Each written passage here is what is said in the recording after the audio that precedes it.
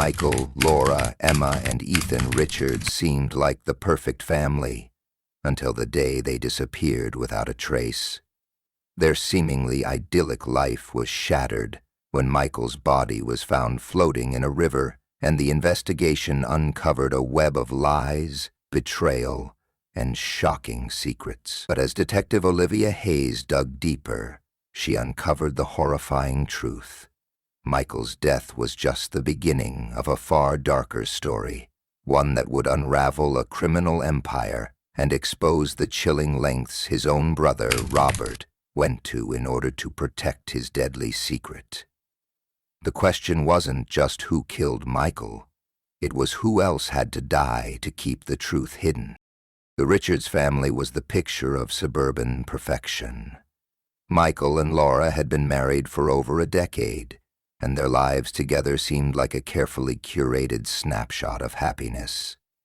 Michael, a successful real estate agent, had built a name for himself in the small town, known not only for his professional accomplishments, but for his charm and He was a community fixture, sponsoring local events, attending school fundraisers, and always showing up with a warm smile.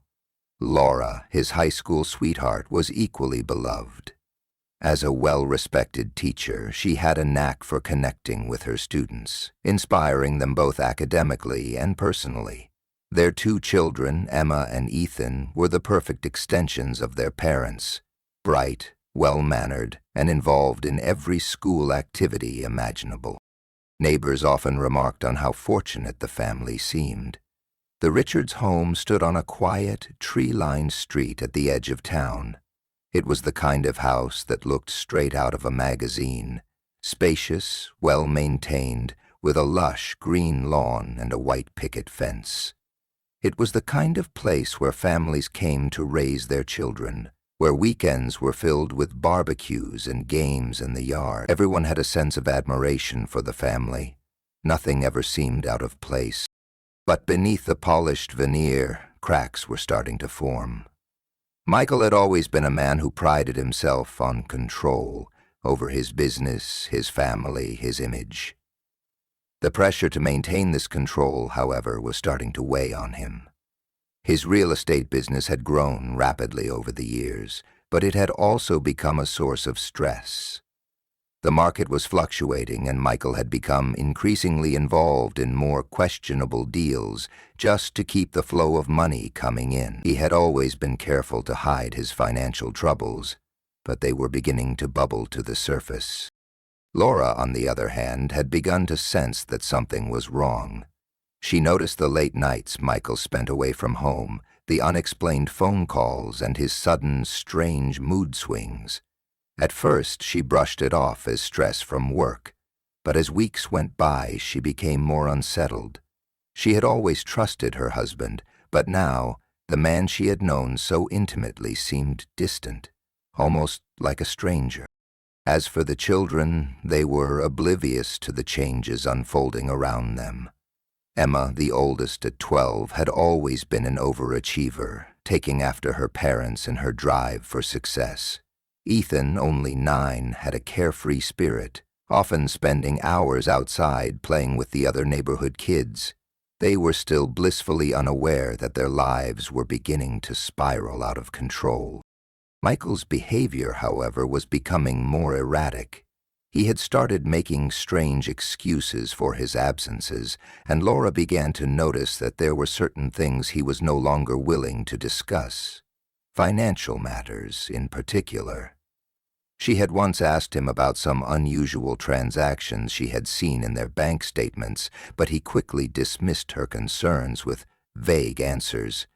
It wasn't like Michael to shut her out, and that made her uneasy. The pressure of maintaining his facade, coupled with the fear of his secrets being uncovered, was driving Michael to the brink, but he wasn't the type of person to show weakness. To the outside world, he was still the same reliable, charismatic father and husband, the one who smiled for photos and helped organize community events. But beneath that smile was a man fighting to keep a terrifying secret buried. One that, if revealed, would destroy everything he had worked so hard to build. The tension within the household began to rise, though no one could pinpoint exactly when things shifted. Michael's temper had started to show, especially when Laura would ask too many questions. Their once peaceful home was now filled with awkward silences, and behind closed doors the relationship between Michael and Laura had become strained. But no one on the outside could see the storm brewing. From the outside, the Richards family was still the epitome of success, and their neighbors continued to admire them, oblivious to the dark secrets that Michael was desperately trying to keep hidden. The morning of June 13, 2019 began like any other. The sun rose slowly over the small town, casting a warm glow across the quiet streets. Birds chirped and the rhythmic hum of early morning traffic signaled the start of another busy day. But when the school bell rang that afternoon, signaling the end of classes, something felt off. The Richards family never arrived to pick up their children. It was unusual, especially for Michael, who had always been prompt about family commitments. Neighbors started to murmur. Where were they? At first, it was dismissed as a simple delay. Maybe Michael had a last-minute meeting or something had come up at work. Laura, always dependable, had been a fixture at the school gates, and it was unlike her to miss an important event or fail to respond to calls. The town wasn't large, and everyone knew each other. People didn't just disappear without reason. But as the evening wore on and the phone calls remained unanswered, the concern began to deepen. The Richards' car was still parked in the driveway, untouched. The lights in the house had been off for hours, but that wasn't strange. It was a school night after all. But there was something unnerving about the stillness. No sound, no movement. Michael and Laura weren't responding to messages, and neither were the children. By 7 p.m., the neighbors had started to check in on the house. The curtains were drawn and there was no sign of life inside. They knocked on the door, but no one answered. A faint smell of something stale and musty seeped from the cracks around the doorframe, but that too was brushed off as a minor oddity. Perhaps just the usual smell of a closed-up home on a warm evening. The doorbell rang again, but still no answer. Now concern shifted into something more serious. It was almost as if the family had simply disappeared. One neighbor, a retired police officer named Frank, had the presence of mind to call the local authorities. The police arrived within the hour, and by the time they reached the house, a small crowd of concerned locals had gathered outside. There were no signs of forced entry, no obvious signs of a struggle. The house was locked, everything in its place.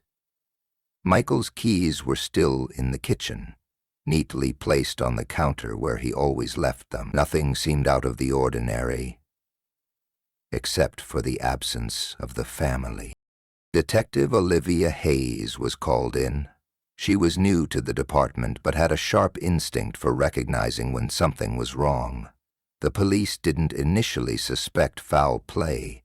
It seemed like a case of a family running away, perhaps taking an unexpected trip or retreating for some personal time. But as Detective Hayes scanned the quiet street, she couldn't shake the feeling that something was off. There was a sense of foreboding in the air, a stillness that suggested a much darker possibility. When the authorities were finally able to enter the home, they found it eerily quiet. Too quiet. The family's personal belongings were all there, family photos on the walls, shoes neatly lined up by the door, school projects strewn across the table. But there were no signs of a hurried departure. No one had taken their bags or any essential items. It felt like the family had simply vanished into thin air, leaving everything behind. By the next day, rumors began to circulate in town. Had the family been abducted? Were they victims of some tragic accident? No one could answer, and no one had any clues. The investigation into the disappearance quickly became more urgent. Local news outlets began to cover the story, and the town was flooded with reporters and volunteers, all hoping for a resolution. But with each passing hour, the mystery deepened, and no one could figure out where the Richards family had gone, or why they hadn't left a single trace of themselves behind. The police began combing through the family's financial records, trying to find any hint that might explain their sudden disappearance. Michael's work schedule, bank transactions, even his recent communications with clients and business associates. All of it was examined for answers. But everything appeared normal, or at least as normal as it could be. There were no large withdrawals, no unusual activities, just a life that seemed to be going on as usual. Until it wasn't. As the days stretched into what seemed like a never-ending search, one thing became increasingly clear. The Richards family wasn't just missing, they had disappeared into a void. No one had seen or heard from them, and there was no evidence to suggest they had planned this escape. The authorities were left grasping for any clue that could explain the unexplainable. The town waited, holding its breath, not knowing that the darkest part of this mystery was yet to be uncovered. 3 days after the Richards family had vanished, a local fisherman named John Davis made a grim discovery that would change everything. It was early in the morning on June 16th, and John had been out on the river as he often was, casting his line into the calm waters. As he drifted along the shore, a dark shape appeared in the water ahead of him. At first, he thought it might be debris, but as he got closer, the figure became unmistakable. A body, floating face down, caught in the river's gentle current. John's heart raced as he quickly brought his boat to the shore, his hands trembling as he dialed 911. He didn't recognize the man at first. He couldn't. The body was bloated, discolored by the water, and it was clear from the way it floated that it had been in the river for some time. But when the police arrived and identified the body, they were shocked to learn that it was Michael Richards, the missing father of the family. Detective Olivia Hayes, who had been leading the investigation into the family's disappearance, was one of the first to arrive at the scene. When the body was pulled from the water and identified, she felt an unsettling chill crawl up her spine. This was not a drowning. Michael's body didn't show the typical signs of water death. No frothy foam in his airways or signs of water in his lungs. Instead, there was a large, dark bruise on the back of his head, a wound that appeared to be consistent with blunt force trauma. The realization hit like a punch. Michael hadn't drowned. He had been killed. The news spread quickly through the town, and what had initially seemed like a simple family disappearance was now a murder investigation. The police began to re-examine the Richards' home, hoping that a fresh look might yield new evidence. Inside, they found nothing that explained Michael's death. Nothing out of place, no signs of forced entry, no struggle. It was as if the family had just vanished, only for Michael to be found dead in the river. As the investigation continued, the authorities expanded their search, hoping to find any trace of the rest of the family. They focused on the nearby woods, the riverbanks, and the surrounding areas, but nothing concrete turned up. The Richards house was combed for clues, but it seemed almost too clean, too perfect. Everything appeared ordinary, until Detective Hayes found something that sent a shock through her. In the basement, behind a section of the wall, a hidden compartment was discovered. Inside it were several locked boxes, each one filled with photographs, documents, and ledgers. The contents were disturbing. Pictures of Michael in unfamiliar settings with people that Hayes didn't recognize. Some of the photos were old, faded, while others appeared more recent. The documents in particular were the most chilling. They detailed financial transactions, shady deals, and names that didn't belong in the small town where the Richards had lived. It was clear that Michael had been involved in something far darker than anyone had suspected. Detective Hayes stared at the papers, trying to piece together the connection between Michael and the people in the photos. Was this what had gotten him killed? What kind of life had he been hiding from his family? The discovery left more questions than answers. One thing, however, was becoming increasingly clear. Michael's death was part of something much bigger than anyone had imagined. The questions about the whereabouts of Laura, Emma, and Ethan now weighed heavily on the investigation. Michael's body had been found, but where were they? Were they still alive, hidden somewhere, or had they met the same fate? The mystery deepened with every new detail, and the town, once so quiet and predictable, was now gripped in fear and uncertainty. Detective Hayes couldn't shake the feeling that the worst was yet to come, and with each passing hour it seemed as if the truth about the Richards family's disappearance was slipping further out of reach. The answers might be closer than they realized, but the path to them was far more dangerous than anyone could have expected.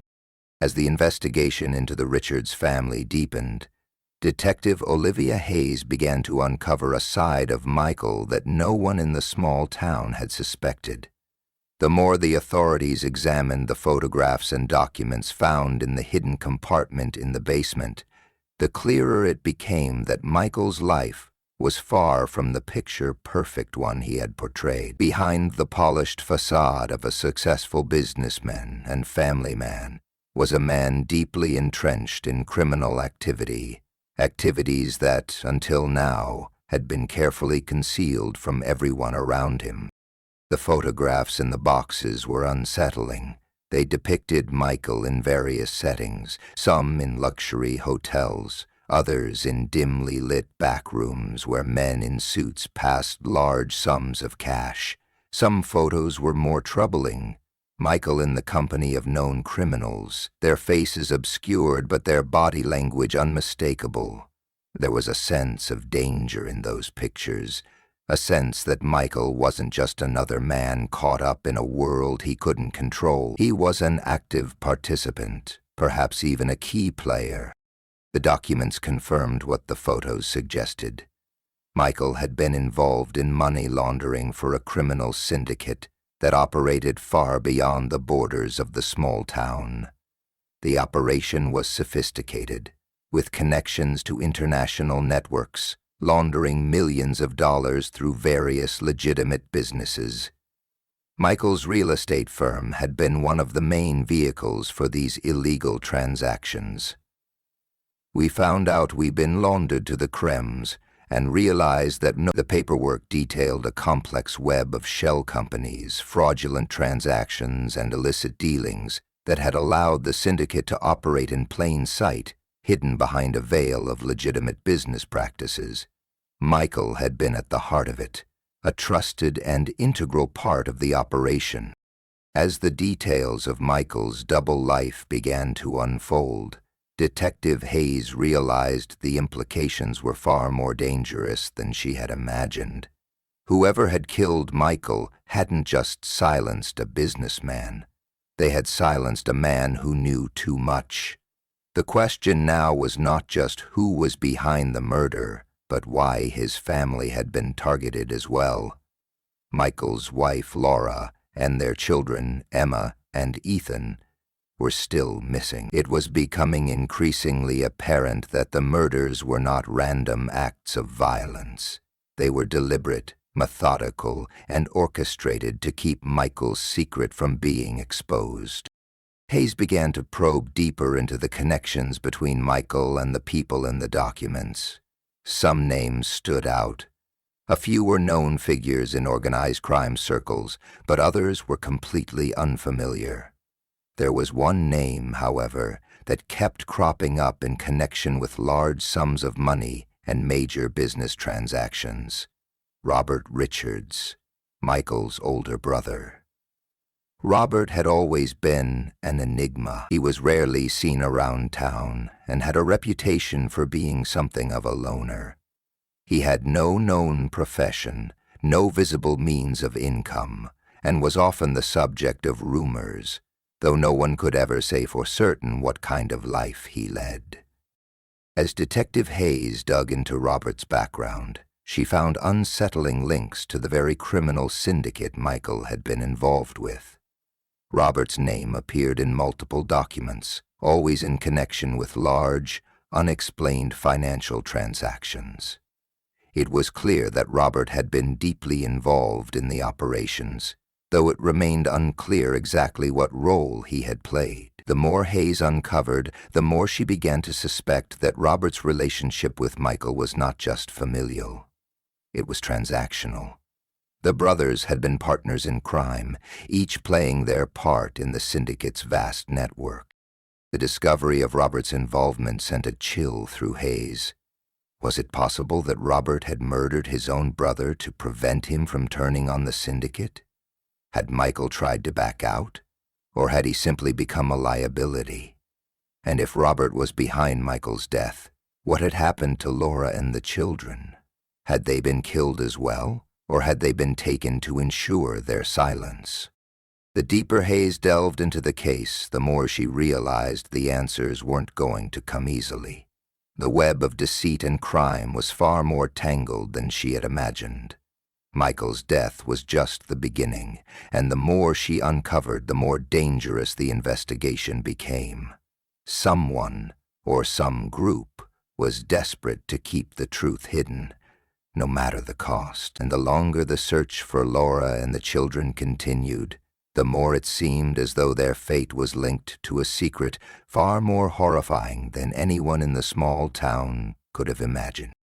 As Detective Hayes continued her investigation into the complex and dark world that Michael Richards had secretly inhabited, the pieces of the puzzle began to fall into place, revealing an even more shocking and sinister picture than she had ever imagined. The involvement of Michael's older brother, Robert, had become the key to unraveling the entire mystery. The documents and photos found in the basement made it clear that Michael wasn't just a small cog in the wheel of a criminal syndicate. He had been deeply embedded in a network of dangerous individuals with ties to organized crime. But Robert's role in all of this was more pivotal than anyone could have anticipated. It became increasingly clear that Robert had orchestrated his brother's death, not out of some random act of sibling rivalry, but to protect the syndicate from being exposed. The more Hayes learned about Robert, the more terrifying it became. While Michael had been the outwardly successful and well-respected member of the family, Robert had remained in the shadows, a man with no apparent occupation, no visible income, and a life shrouded in mystery. But what was becoming evident was that Robert had been the true mastermind behind many of the illegal dealings. Michael had likely been coerced into participating in the syndicate's operations, possibly out of fear of his brother or the dangerous individuals they worked with. Robert's quiet, menacing presence had been lurking in the background, manipulating the situation from behind the scenes. Hayes dug deeper into Robert's financial records, tracing his movements over the past few years. The findings were chilling. Robert had been moving money across borders, laundering it through various shell companies and businesses. He was the one making the high-stakes deals, securing the syndicate's illegal profits. Michael had become a liability. He had grown too comfortable with the idea of a normal life and a family, which made him a potential threat to the organization's secrecy. The more Michael wanted to distance himself from the world of crime, the more dangerous he became to those in control. The only way to silence him was to eliminate him. And Robert had been the one to make that call. The truth about what had happened to Laura and the children was equally disturbing. Detective Hayes had suspected that Michael's family hadn't just been collateral damage in a botched crime scene. They had been targeted, The documents Hayes had found in the basement painted a dark picture. Robert had been determined to keep the entire family out of the picture. Laura, Emma, and Ethan had known too much about the syndicate and their father's involvement. If they were left alive, they could potentially expose everything, unraveling the years of criminal activity that had been carefully orchestrated. Robert had been ruthless in ensuring that no loose ends remained. The discovery of a secure location in a remote area connected to one of Robert's many shell companies led Hayes to a secluded cabin deep in the woods. When the police arrived, they found the bodies of Laura, Emma, and Ethan hidden away in a secret room beneath the floorboards. They had been executed, their deaths coldly calculated to remove any chance of them ever speaking out. Their bodies had been carefully concealed, just as Michael's had been. The depth of betrayal in Robert's actions was incomprehensible. He had been willing to sacrifice his entire family, not just Michael, but his wife and children, to protect the syndicate and its criminal activities. What made it even more horrifying was that, for years, the town had seen Robert as little more than a shadow, a man who kept to himself, kept out of the way. They had no idea that behind his quiet exterior was a man capable of orchestrating such violence, all in the name of preserving a dangerous secret. With the bodies of the Richards family finally recovered, the investigation took a new turn. Robert Richards was arrested and charged with multiple counts of murder, conspiracy, and organized crime offenses. The truth about the syndicate came to light, though its full extent remained murky, as the criminal network extended across borders and involved figures far more powerful than anyone had realized.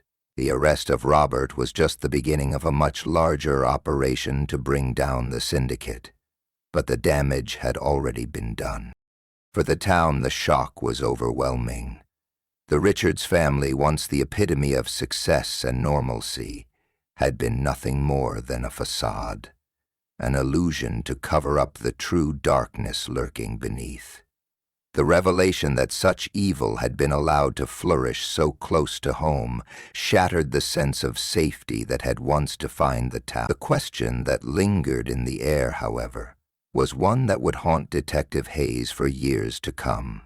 Had Michael ever truly been innocent, or had he been a willing participant in this web of deceit and crime all along? The answer, it seemed, would remain a mystery forever. The case of the Richards family serves as a chilling reminder of how easily the truth can be hidden behind a mask of normalcy. The darkest secrets are often the ones closest to home, and sometimes the most horrifying crimes are committed by the people we least expect.